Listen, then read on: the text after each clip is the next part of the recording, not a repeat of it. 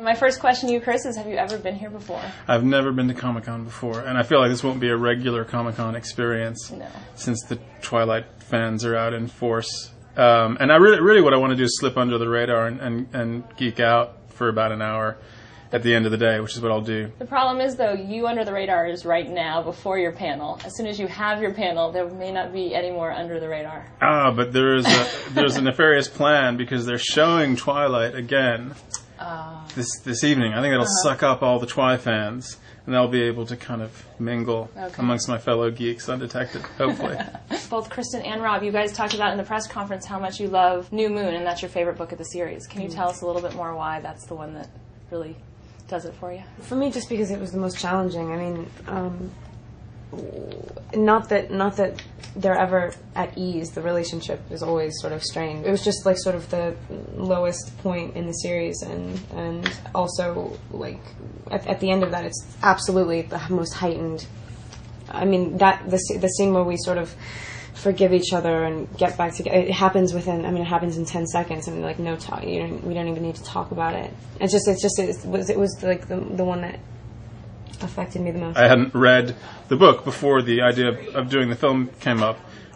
I just love the cast. I think they're very talented young actors. And then when I read the book, you can really see the kind of archetypal longing that it embodies. Mm-hmm.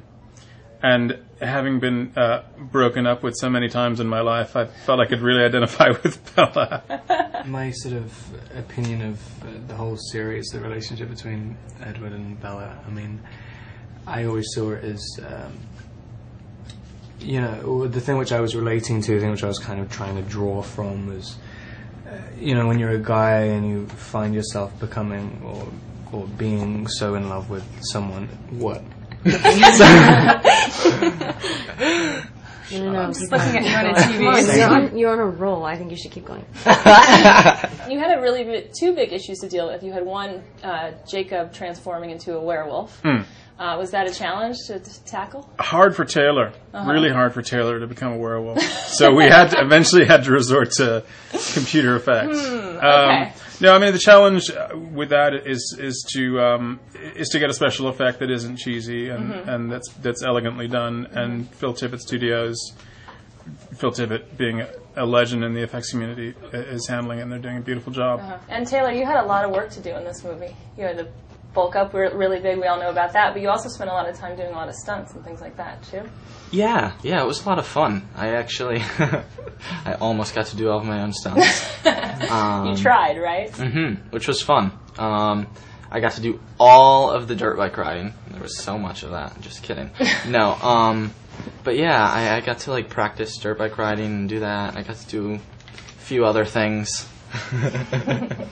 He like catapulted himself into a window. It was really impressive. It was fun. Yeah. It was insane. Yeah. So it was something a stunt guy really actually should have done. You find yourself like in love with someone or something, and